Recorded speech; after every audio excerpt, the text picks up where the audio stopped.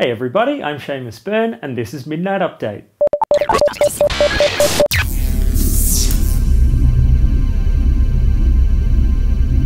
When I was a kid, I had Empire Strikes Back sheets on my bunk bed, which seemed pretty cool. But now there's a bed to match those sheets, with one dad building his son an amazing at Imperial Walker bunk. This kid will face a fork in the road come about 15 or 16 years old. Do I decide this bed is not cool anymore and go hang out with the cool kids?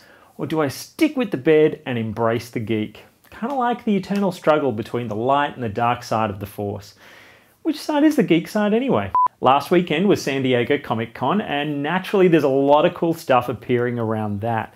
Perhaps none cooler than an announcement from General Motors of all people.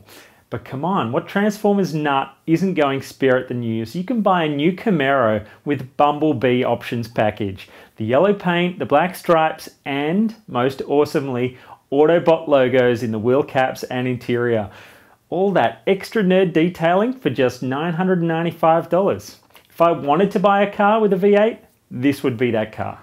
The next generation of the Android smartphone OS, codenamed Donut, has started to get some more attention over the weekend, and it's sounding very swanky to me.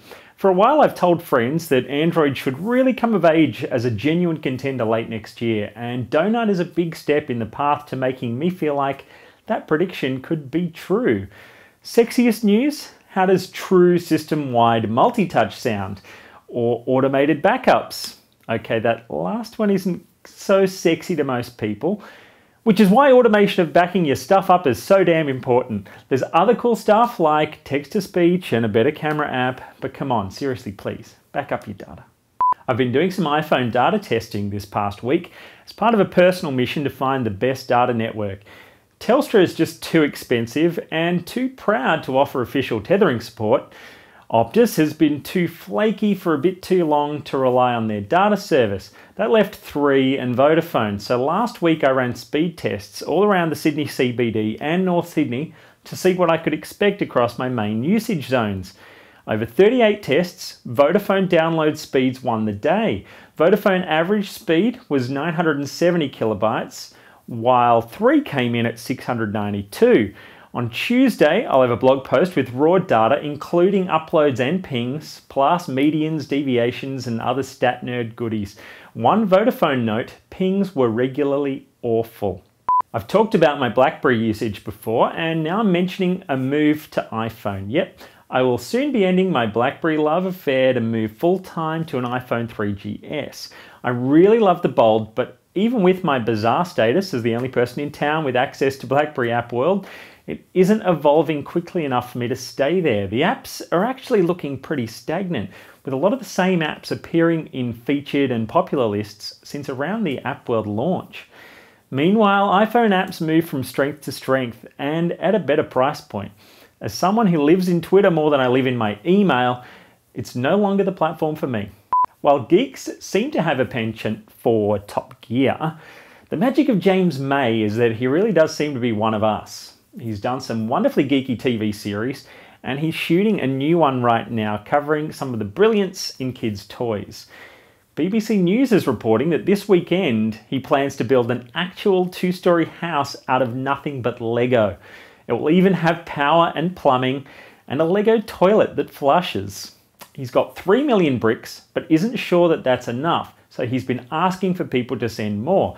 Now, unless you're eager to express them to the UK, maybe you should ask some friends over there or buy them a few online. Otherwise, just look forward to seeing the results when Toy Stories comes to TV. Stem cell research is one of those kick-ass areas of science that may one day clone damaged organs, cure nasty diseases, and generally help us to live a lot longer. But it keeps getting mired in all those morality debates, so that delays serious funding and confidence in major research labs.